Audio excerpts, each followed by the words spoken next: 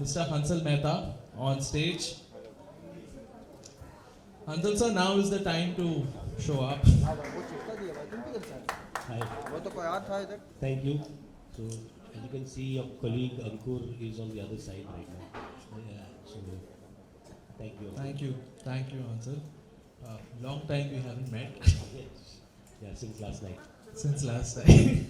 It's the release week. This is a project that has been with you since I think 2019, Yeah. which is a long time for one movie to simmer. What are your current feelings? It's basically I'm asking आपको कैसा लग रहा है Hansal sir? Tell me, you tell me. You know, it's a very, it's like, delivering one of your most beloved babies. Because you've spent so much time trying to make this film happen. Once the film, actually, when Anubhav decided to produce the film, uh, we we had lockdowns, continuous lockdowns. Can you switch off your mobile? Yeah, we had continuous lockdowns, and we had to shoot within a bubble. So there was struggle shooting the film. Then there was, after the lockdown, there was litigation.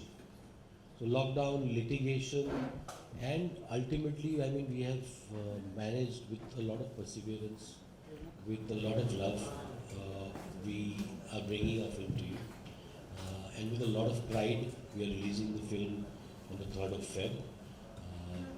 And yeah, it's, I'm always, I'm nervous, but also happy and relieved that finally the film will be seen by the world. So before we bring in the boys, I wanted to ask, post scan, there is this burden of expectations that people have projected on you. Do you yourself sometimes feel that that you have to deliver something as impactful as that? Do you think about that a lot? No, I don't.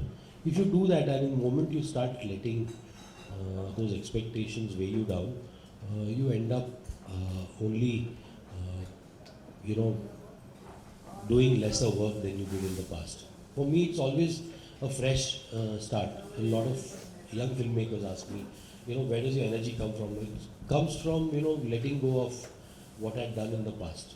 So, you know that I don't have an archive of any of my old films. I have no copies of my old films. I don't watch my old films. And I dwell upon them only when, for the learnings that I get from them. But it's like a new beginning. Every day is like a new beginning. February 3 will be a new beginning, we'll be embarking on something else, and we'll start afresh, go to the editing studio, look at the edits of my show, and life just goes on. You like to bring in Zahan and Aditya? Yeah, I want to introduce two really special boys, Aaditya Rawal and Zahan Kapoor, to all of you. Both these boys are Nepo kids. So, yeah, but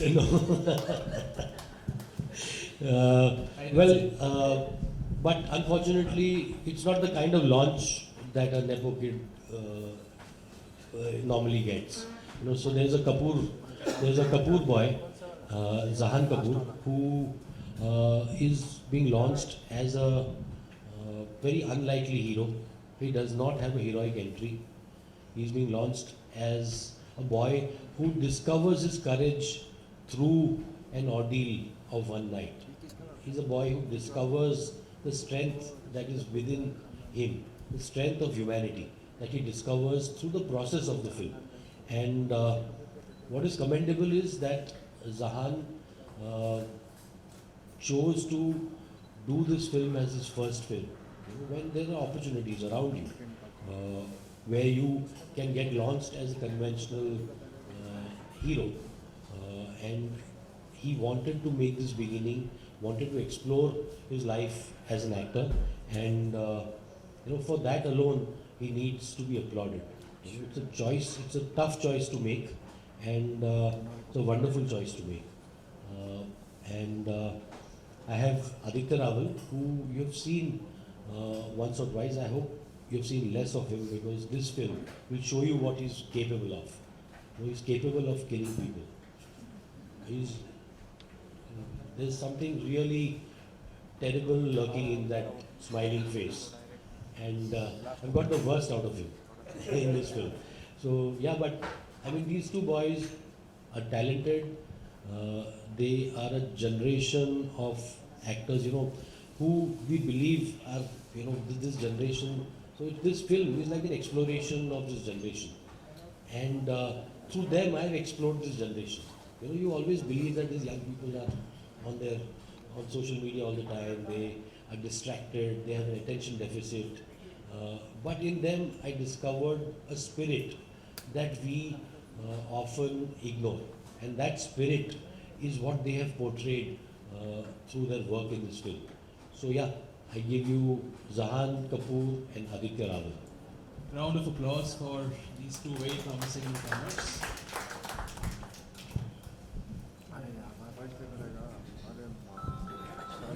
Yesterday I was talking to Rajkumar Rao, who'd come to see the film, and one of the things that he pointed out about Faraaz is that it completes your Muslim trilogy, so to speak, with Shahid, Mehta, and Faraaz. Also, if one sort of probes and looks at patterns in your work, we can see there is a preoccupation with young Muslim men who are persecuted, including by the shot that you did in Modern Laugh. So I'm sure that's not by design that you chase these subjects, but subliminally they come and they are a reflection of your thoughts. How does that process work? Yeah, I don't know. I mean, I always say that you don't find stories; stories find you, and that's what happens. You sort of oscillate towards a story that reflects your concerns about the time that you're living in, about the world that you inhabit. And I think Faraaz is part of that exploration. Shahid began as an exploration of the othering, the others, and the othering of communities. So when you say Muslim, for me Muslim is replaceable. Anybody who's othered. And we often skirt these questions. We often ignore these questions. We often take a back seat on these questions. We are passive about facing those questions. Can we just have silence there, please? पीछे कौन है पीछे? Please, sorry.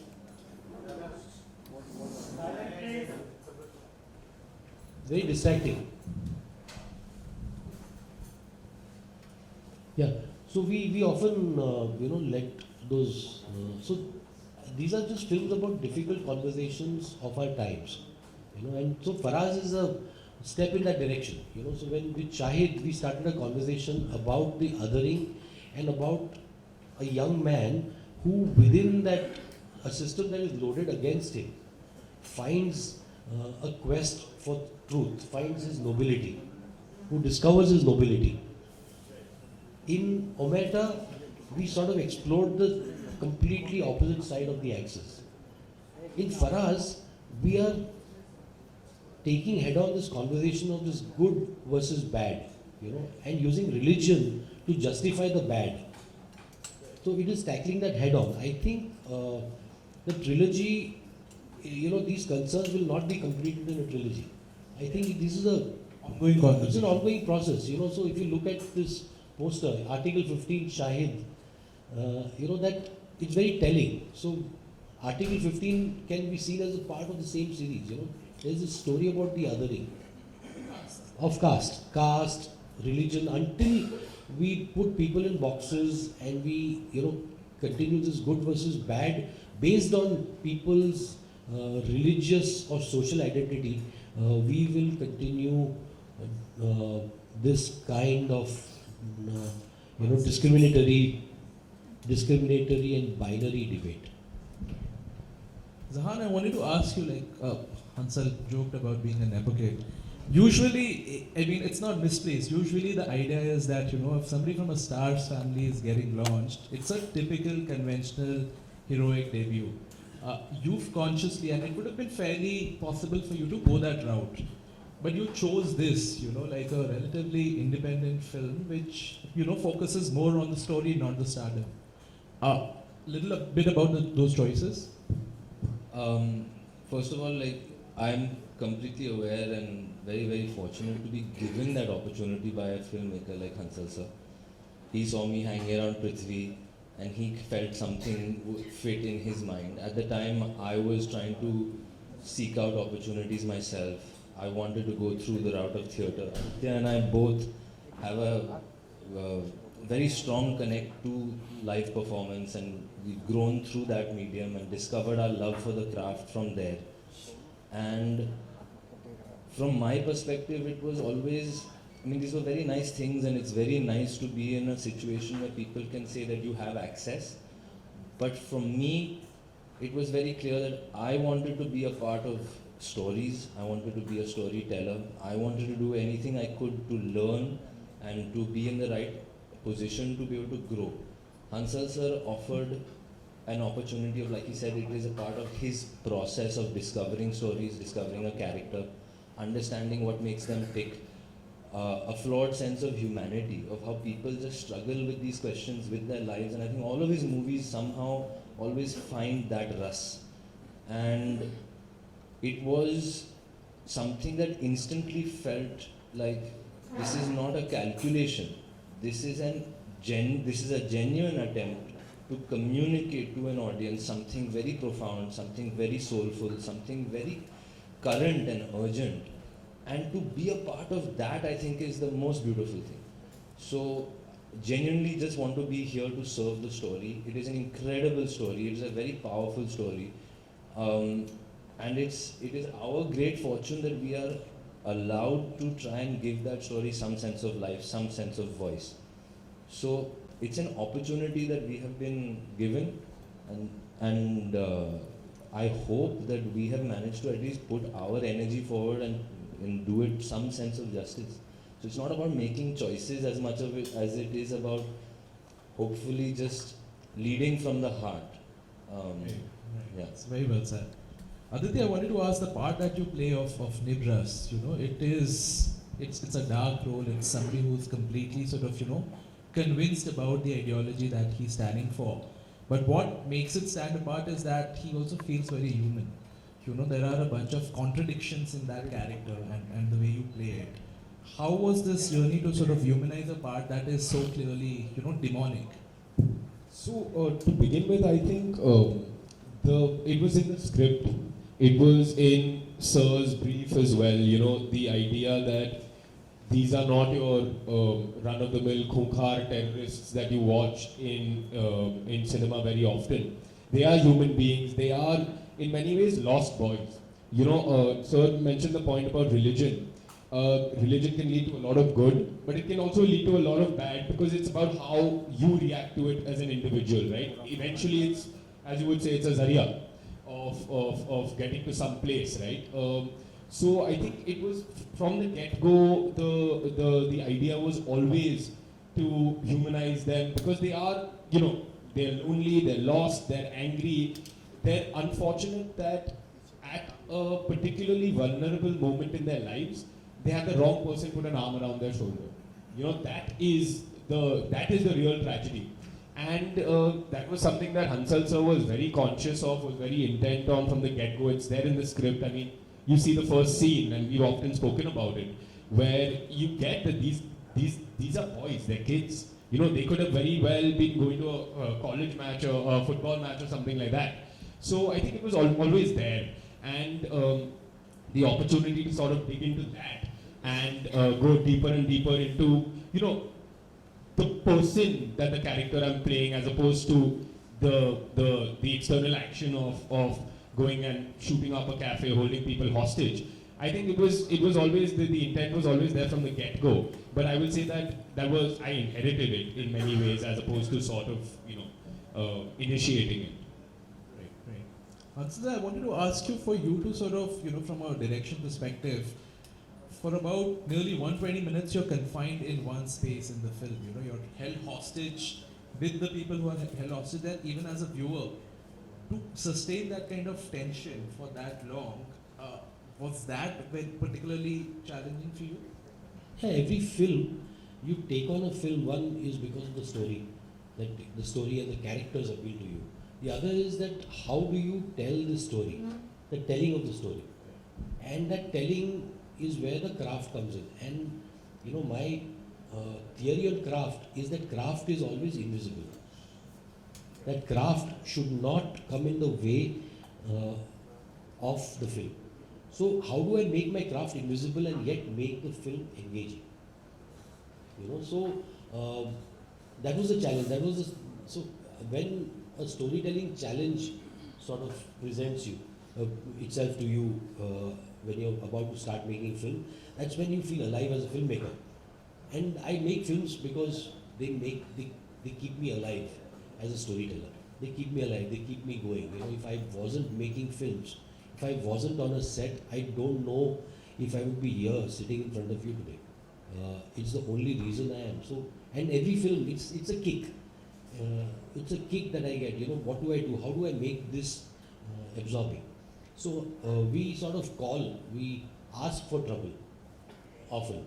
Okay, now you have this chamber drama. You're stuck in a chamber, and you have people outside on the streets. You have the entire system outside, and you have this place held hostage. And now what do?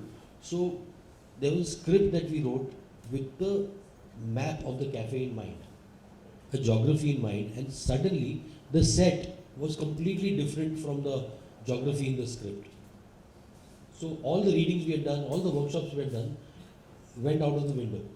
So suddenly you are presented with a challenge when you are there on set, and okay, now what do we do? So that was the fun, because then you are harnessing your instinct. And everybody, all the actors, everybody suddenly is relying on instinct that, okay, what happens after this? What will you do? Will he stand in near the window? Will he hide there? Will he ask for help? Will he cry? Will he keep quiet? So everything became a reaction to the moment. Yeah, so it was about, so ultimately, I think it's about being in that moment and responding to that moment. It is not about that calculated performance or that calculated moment. It's there, it's all there in the script. There are lines, there are, sparkling gems in the script. But it is, how you sort of thread them together. You thread them together using instinct, so that the thread that binds those sparkling gems together is instinct, is, discovering the story yourself. To talk about the release of the film, it's releasing in limited screens on Feb 3rd. What was the thought behind that? Because it's a conscious decision to ensure that you scale up as we go along, or how did you and producer Anubhav Sinha arrive at that decision? I think it was, we know that we don't want to, we are not in that illusion that this film is a weekend film. This entire obsession with the weekend and the box office. I mean, the box office ultimately is the business of those who have invested in the film. So the yardstick that the box office becomes a yardstick for a film's success or its quality is something that has always, upset many filmmakers like me. And so why that? And we've always sought producers who support the growth of a film organically. There needs to be an organic growth. There has to be an audience.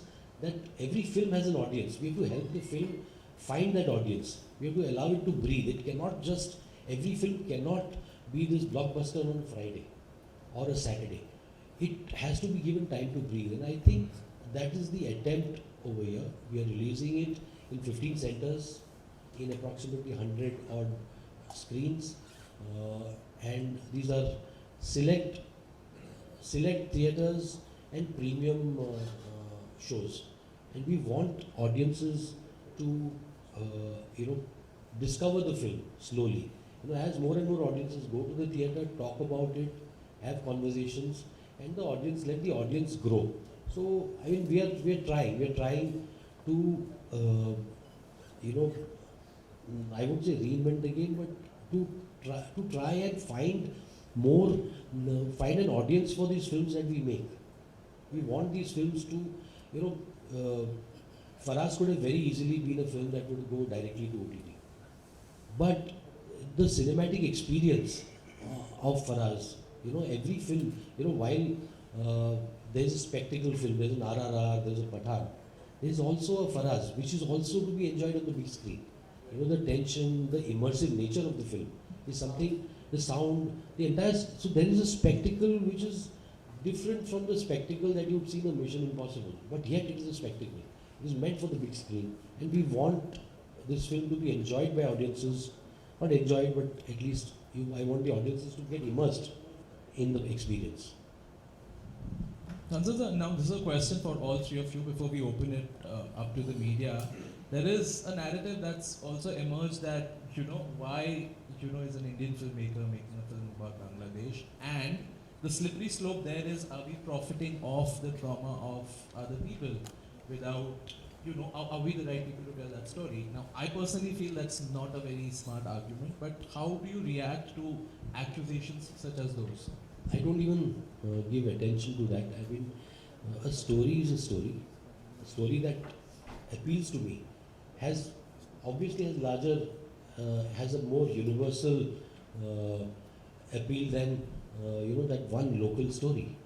That is the reason the film was made in Hindi, so that I could take this story. I felt that this story had a global resonance. This whole argument of the good Muslim versus the bad Muslim, which has been co-opted by those who want to incite hatred, who want to encourage bigotry. We need to co-opt that. People who believe that religion cannot be misused like this need to also co-opt that conversation, and I can do it only through stories. And this story was a catalyst for that. When I heard the story, when Zahan and I went to Bangladesh, we were moved by what we heard from the accounts that we heard from people. We were genuinely moved. And so human emotion does not have any borders. Stories are not bound by language. Stories are bound by hearts of those who see them. So Holocaust films, have they been made in German?